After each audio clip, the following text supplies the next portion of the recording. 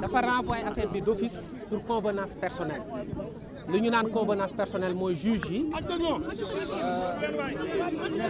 dossier bi dañ ko yéex a jot te booy atte da ngay xam li ngay atte pour bañ di violer droit Azoura wala droit Kairé ñu ne dañ koy renvoyer ba semaine prochaine loolu moo tax ñu yóbbu ko semaine prochaine le 22 mai léegi ci kaw loolu yoon dafa ne bu fekkee ni dañu renvoyer benn affaire avocats yi am nañ droit demander liberté provisoire ci kaw loolu man maître Abdinar Ndiaye mii maître Brice Silva mii maître Ciré Clédor Ly ak maître Saïd Larifou ak ñëpp ñu ànd ak ñun ñëw demander liberté provisoire boobu gannaaw bañ ko laajee ba pare juge yi dañu ne Azoura Fall situation médicale am mayu ko muy toogaat ci prison bi pour bañ mu aggravé wu dañ koy bax mu dem ñëppi mooy bàyyi ndigandiku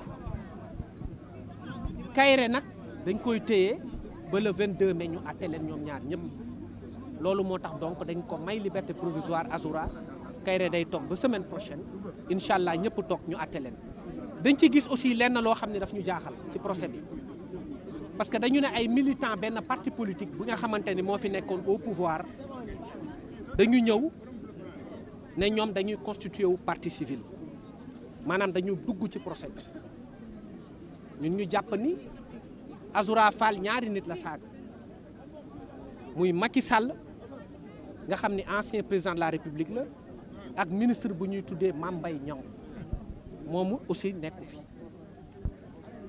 ñële ñëw ne ñoom seen militant lañ dañu saaga seen leader loolu moo tax ñu dugg suñu dossier ñu ne leen nag ñun droit moo ñu fi politique indiwuñ fi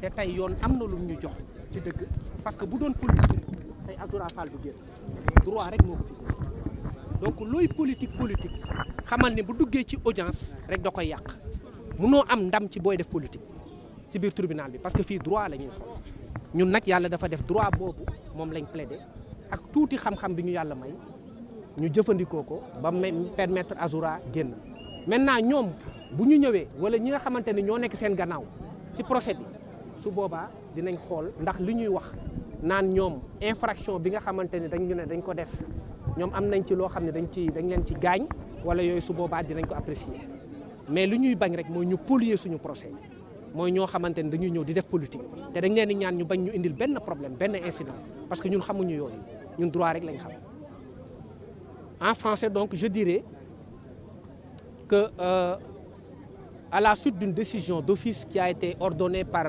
les juges du tribunal de grande instance hors classe de Dakar, monsieur Azoura Fall et Kairé ont fait l'objet d'un renvoi au 22 mai, le dossier bien entendu.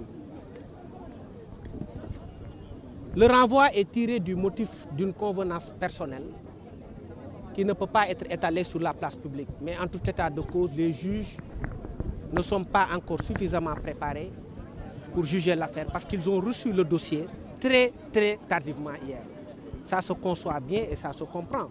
Parce que pour juger des hommes aussi, il faut connaître ce sur quoi porte leur. Pendant un temps plus ou moins long, malgré l'opposition du parquet, parce que le parquet s'est opposé à la demande de mise en liberté provisoire, le tribunal a passé outre et a ordonné la liberté provisoire de M. Azoura Fall, qui avait un dossier médical très parlant, qui avait été produit depuis l'enquête préliminaire.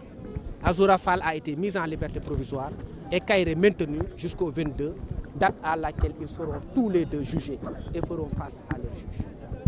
Ce qui nous a gênés dans l'affaire, c'est la présence d'un cheveu dans la soupe. Parce que nous ne faisons pas de la politique. Nous faisons du droit. Des militants d'un parti politique se sont incrustés à notre affaire pour dire qu'ils se constituent partie civile. On ne les connaît pas. Ils n'ont pas été victimes d'injures. C'est Macky Sall qui a été destinataire des injures dont on parle. Et M. Mame Mbaye Niang. Et nous allons démontrer que cette constitution de partie civile est irrecevable. Et mieux, elle est même ridicule, parce que ça va polluer le procès. Nous ne tomberons pas dans le piège de la politisation, nous resterons sur le terrain du droit. Parce que ce qui a permis aujourd'hui à Azoura Fall de sortir, c'est le droit, ce n'est pas la politique. Le message qu'on peut retenir de cette affaire, dans l'ensemble, c'est que la justice est devenue impartiale. Quel que soit le bord par lequel on peut se situer, si on transgresse les normes sociales, on doit faire face à la justice. Et soyons prêts à faire face à la justice par quelque bord que ce soit. Si demain, on prend un militant d'un bord, qu'il ne crie pas sur tous les toits qu'il a été injustement arrêté. Parce que l'exemple a été donné. Le tocsin a été sonné. Azoura Fall qui est parti, qui est membre, a été emprisonné et Kairé le sera encore au moins pour une semaine. Donc le message a été compris et je pense que ça a été compris non seulement par le parti au pouvoir, mais par toutes les parties.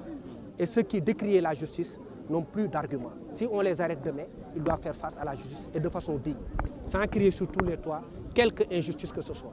Donc c'est le message qu'on peut retenir du procès Azoura Fall et Kairé.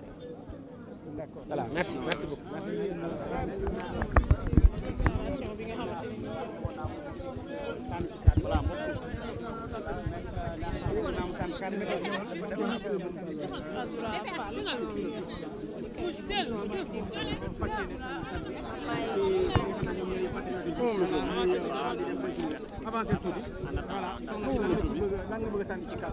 Assalamu